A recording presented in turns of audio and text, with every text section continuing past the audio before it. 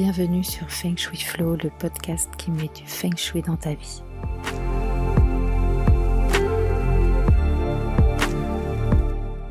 Je suis Aude Charot. Ma mission est de vous aider à faire de votre habitat un véritable compagnon de vie. J'accompagne également les entrepreneurs à transformer leurs locaux professionnels en vecteurs de réussite. Dans ce podcast, j'aborde des sujets variés liés au bien-être. Feng Shui bien sûr, mais aussi déco, dev perso, spiritualité, énergétique, lecture inspirante. Je suis parfois seule, parfois accompagnée, car j'ai le plaisir d'avoir de temps en temps des invités. Chaque lundi, recevez votre dose de belles énergies. Bonjour à tous. Déjà le mois de décembre et du coup je voulais vous parler d'un sujet hyper important. C'est quoi le bazar et en quoi c'est un souci pour le Feng Shui? Bon, si vous écoutez ce podcast sans jamais rater d'épisode, je pense que vous avez déjà une petite idée sur la question, mais au cas où, on va en rediscuter aujourd'hui.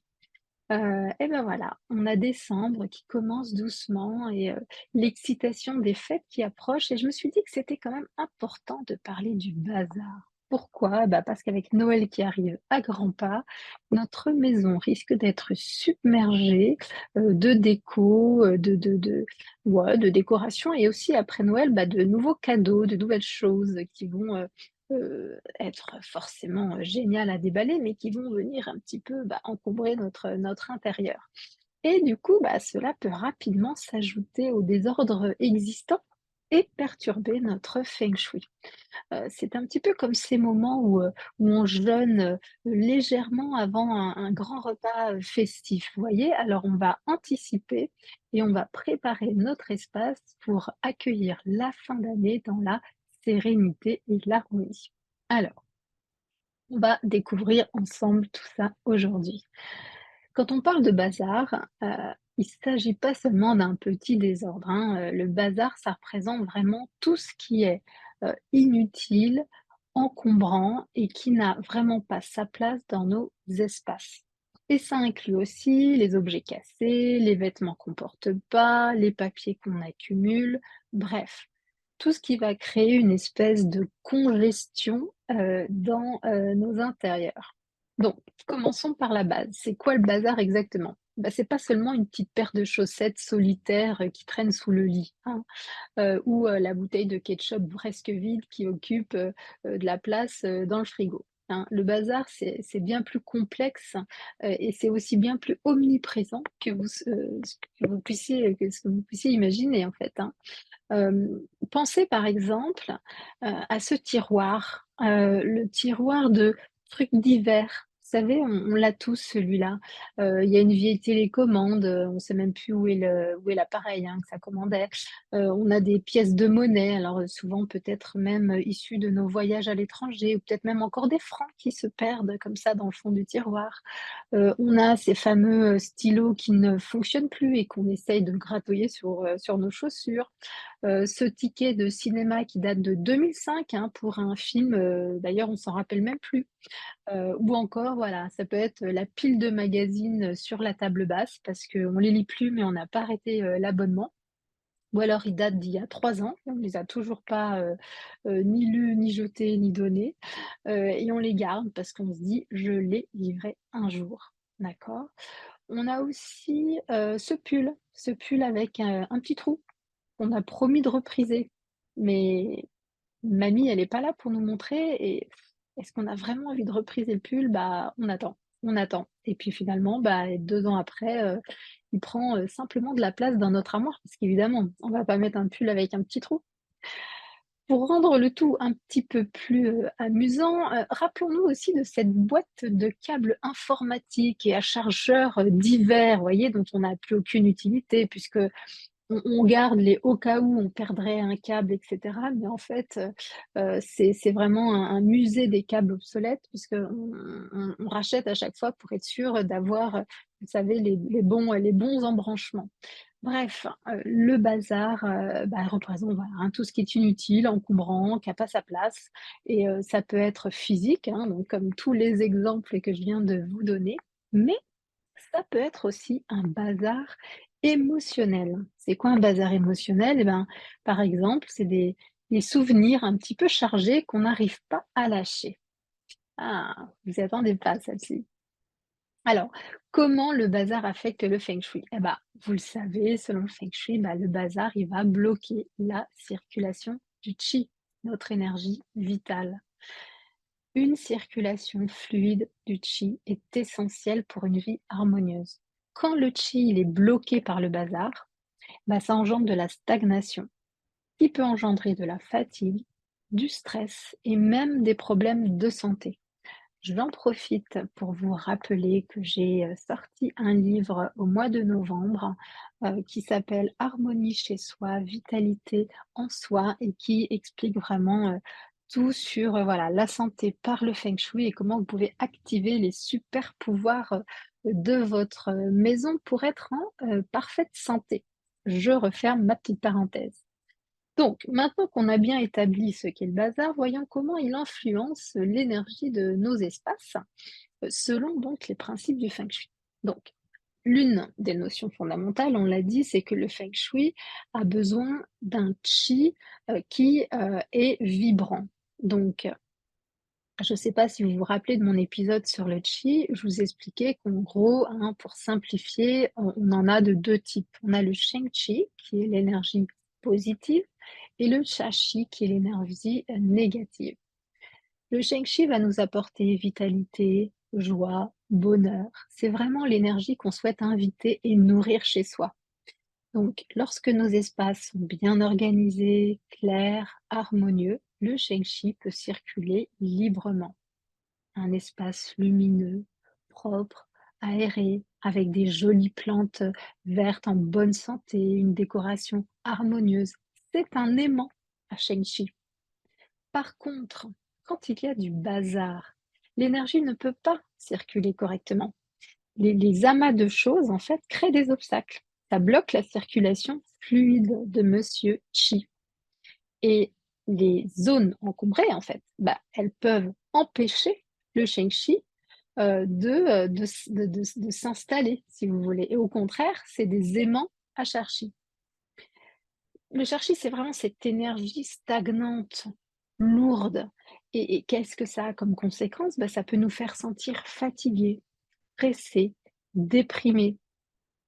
Pensez à une pièce sombre, mal aérée, avec des piles de vieux magazines, des vêtements, en désordre, une lampe qui s'allume plus, des objets, cassés, des pages de livres déchirées. Bon, je vous brosse un tableau, assez noir, mais justement, en fait, il faut voir ça comme un nuage noir qui stagne, vous voyez? Et chaque fois que vous passez à côté de ce bazar et ben, ça peut inconsciemment vous rappeler, bah, heu, des choses, comment dire? Sur votre mental ou sur vos émotions, d'accord? Hem, Si vous êtes tout le temps, dans un environnement en bazar, en fait, vous pouvez avoir une espèce de réminiscence de tâches inachevées, vous voyez? Comme un peu des regrets aussi et c'est pas l'énergie qu'on souhaite avoir dans notre maison. Notre maison, notre appart, doivent être des sanctuaires personnels, en fait. Heu, Imaginez, en fait, hem, le Chengchi comme de l'eau fraîche et claire qui coule d'une rivière. Et ben, le bazar, c'est comme des rochers, des débris, qui viendraient, bloquer son chemin, voyez? Et en fait, ça la transformerait en espèce de marais, stagnant, voyez? Donc je sais que c'est, ça paraît, évident comme ça quand on dit: «Bah oui, en feng shui, il faut ranger sa maison» et cetera, bien sûr, hem mais ce qu'il faut comprendre, c'est que, ça favorise vraiment une énergie positive et dynamique, voyez? Vous vous sentirez plus léger, vous vous sentirez plus concentré et en fait, globalement, en fait, vous vous sentirez plus en harmonie, heu, avec, avec votre environnement, hein. un, c'est comme si ce Shang-Chi, si vous voulez, il apportait la vitalité, heu et et la sérénité, d'accord? Et en plus, sans parler que d'énergie positive, pensez aussi, efficacité et productivité. Ça facilite vachement la vie, quoi. Lorsque chaque objet a sa place, vous perdez moins de temps à chercher les trucs, et vous vous concentrez, davantage sur, des choses, importantes, en fait, hein, que ce soit, dans la cuisine, au bureau ou dans la chambre et bien, un espace bien organisé où tout est bien rangé va favoriser, la concentration et puis, probablement, pour les bureaux, bah, peut-être réduire aussi la procrastination. Hein? Et on dit souvent qu'un environnement ordonné reflète un esprit ordonné. Eh ben, franchement, réduire le bazar, ça vraiment, ça diminue, le sentiment d'être submergé. Si c'est quelque chose qui vous stresse, ça peut vraiment faire ça. Et si c'est dans la chambre, vraiment, quand vous rangez tout, ça améliore la qualité du sommeil, hein. En fait, c'est comme une bouffée d'air pour votre psyché, j'allais dire. Et puis bien sûr, hein, c'est plus esthétique, hein, un chez soi, propre, rangé, c'est aussi source de, fierté. Quand vous recevez, des amis ou la famille, vous allez pas craindre le jugement si tout est beau, tout est rangé, d'accord? Donc ça peut élever votre humeur aussi, j'allais dire. C'est vrai et puis, si il y a aussi un côté, qui rejoint, plus là le mental dans le sens où, comment dire? Si vous débarrassez votre espace des objets superflus en fait, bah, vous allez mieux voir et mieux prendre conscience de ce que vous possédez déjà. Voyez? Vous allez du coup éviter les achats, impulsifs et inutiles parce que, bah, vous saurez exactement ce que vous avez, en fait. Ça vous permet presque de faire un inventaire de vos possessions, on va dire ça comme ça, mais je parle même des petites choses, vous voyez? Je suis allée chez une copine une fois et dans un tiroir, on a compté 12 ciseaux. 12 ciseaux, mais pourquoi 12 ciseaux? Mais en fait, à chaque fois, elle était en train de les chercher, donc à chaque fois qu'elle voyait des ciseaux dans les magasins, elle en rachetait un pour se dire: «Bah, au moins, j'en aurai un petit peu dans toutes les caisses, comme ça j'irai pas les chercher». Bah, non, en fait, là, il faut jouer vraiment, comme, Marie Kondo avec sa magie du rangement nous l'indique, hein, trouver, la place des ciseaux dans la maison, et si on connaît la place, allez, on en a un à l'étage, un au rez-de-chaussée, mais on n'est pas obligé d'en avoir 12, quoi. Et puis un autre truc aussi, qui est super important, c'est que quand on libère de l'espace physique, quand on se débarrasse, du bazar, et ben, ça libère l'espace mental et quand on libère l'espace mental, on a plus de créativité et on pense plus clairement. Et c'est super important. Je veux dire, on n'est pas tous des artistes. Je ne vous parle pas de créativité, voilà, pour peindre, ou écrire ou composer une musique. On peut aussi avoir besoin de créativité pour, brainstormer sur un projet, comme, partir en voyage, ou changer de maison, vous voyez? On peut, aussi, j'en sais rien moi, on réfléchit à l'aménagement du jardin et ben, on a besoin de laisser libre cours à son imagination, de réfléchir clairement, quelles sont les contraintes, qu'est-ce qui peut être sympa et cetera. Et ben, je vous assure que si vous avez autour de vous du bazar, ça peut, créer un espèce de blocage et parfois on a du mal en fait à réfléchir ou à prendre, les décisions. Je sais que certaines maisons manquent de placards, manquent de rangement, mais je crois on est quand même globalement toujours un petit peu en surconsommation. Donc, si vraiment vous êtes submergé comme ça par le bazar et que ça vous paraît comme une montagne, infranchissable de vous attaquer à ce fameux bazar, bah, essayez de commencer petit à petit. Choisissez, une pièce et puis si une pièce c'est trop grand, bah, choisissez un tiroir. Le fameux tiroir à fourre-tout là. Et puis voilà, posez-vous des questions simples. Est-ce que j'en ai besoin? Est-ce que ça m'apporte, de la joie? Et graduellement, en fait, adopter l'habitude, bah, de ne garder que ce qui est essentiel et harmonieux pour vous. C'est C'est c'est vraiment important de débuter petit. Vous savez, on parle, souvent de la méthode des petits pas. Et ben, c'est ça. Je veux dire, vous allez pas ranger, toute votre maison, en une seule fois et vous débarrasser du bazar dans toutes les pièces, s'il y en a partout, en fait. Vraiment, commencez par un petit espace, donc au début un tiroir, puis après une étagère ou votre table de chevet et puis après, bah, peut-être le placard de l'entrée, et cetera et cetera. Occupez-vous d'abord d'une seule pièce et puis, quand elle est faite à 100, bah, dirigez-vous sur les autres, en fait. Il y a aussi ce qu'on appelle, qui peut être une autre piste, c'est la règle des 6 mois. Si vous n'avez pas utilisé, un objet ou vous n'avez pas mis un vêtement, au cours des 6 ou 12 derniers mois, plus pour le vêtement, posez-vous la question de son utilité. Si ça ajoute pas de valeur à votre vie, en fait, si vraiment, vous ne vous en servez jamais, c'est peut-être le moment de s'en séparer et puis d'en faire don, à quelqu'un qui lui en aura, l'utilité, hein. Hem, dans son livre, Marie Kondo, elle recommande en fait de rassembler les objets similaires. Donc on met tous les livres à un endroit, tous les t-shirts à un endroit, toutes les assiettes à un endroit et ça donne vraiment une idée claire, voilà, de ce que vous possédez.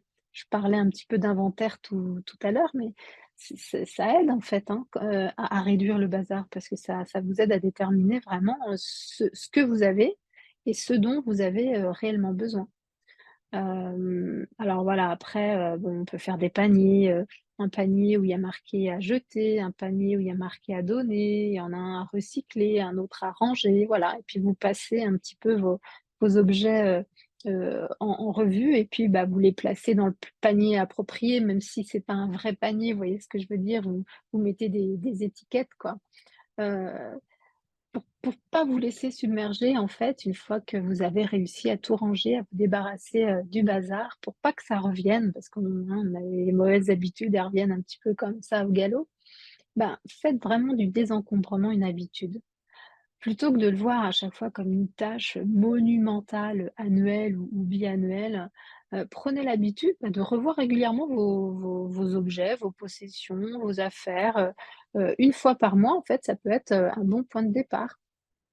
Et puis, ben, une fois que c'est tout est désencombré, bien sûr, appliquez, le feng shui, hein. Donc, placez vos objets, vos meubles de façon à favoriser, une bonne circulation, du qi. Évitez de bloquer, le passage ou les entrées avec des meubles, gardez les couloirs, dégagés, soignez vos plantes vertes, et cetera.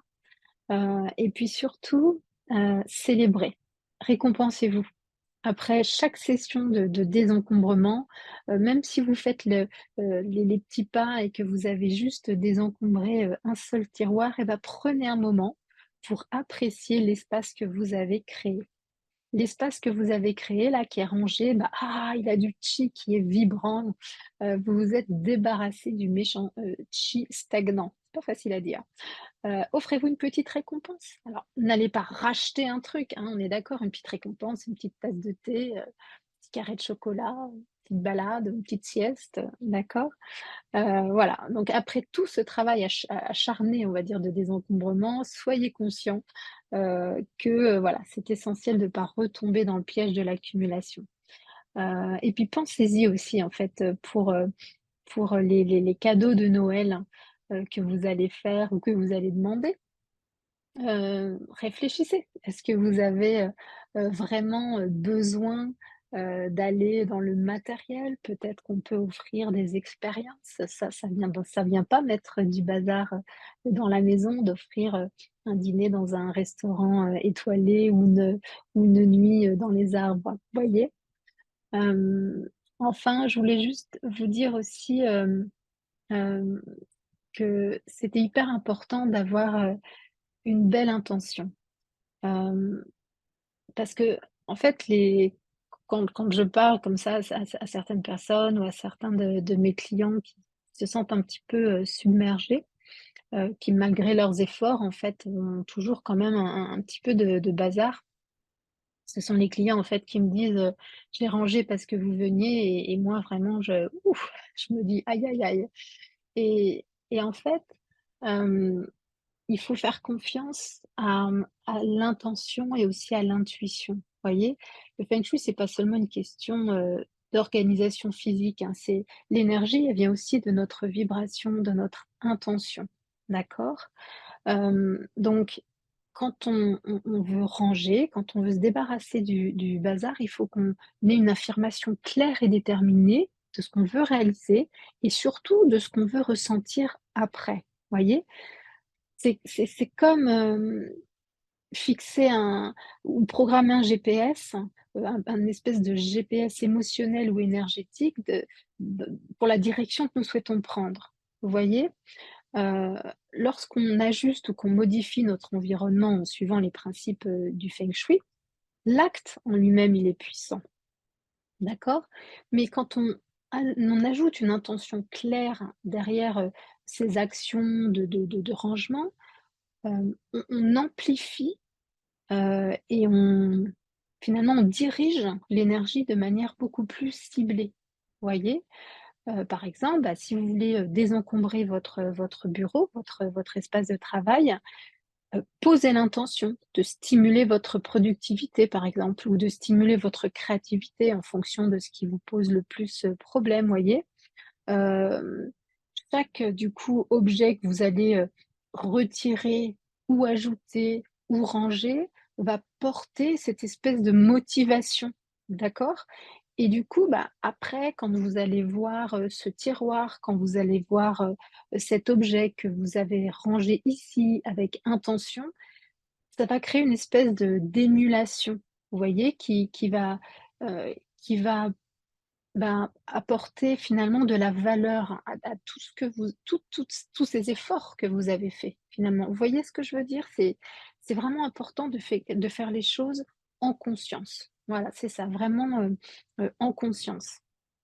Et puis, voilà, comme je vous ai dit, de ne pas se laisser déborder et puis du coup, bah, de réaffirmer, régulièrement, hein, tout comme un jardin a besoin d'un entretien, régulier, bah, votre espace et votre intention, il faut qu'elles aient une attention, renouvelée, d'accord? Donc, prenez le temps de vous reconnecter à vos intentions, initiales et puis d'évaluer si, elles sont toujours alignées avec vos désirs actuels et si c'est pas le cas, et ben, vous ajustez en conséquence. Mais en tout cas, voilà, l'intention, c'est le cœur battant de toute transformation. Waouh, c'est beau ça! C'est l'âme de votre espace, d'accord? Et donc, en clarifiant et en honorant cette intention et bien, chaque ajustement, chaque objet, chaque espace dans votre maison, va devenir, vraiment une célébration quelque part de cette vision.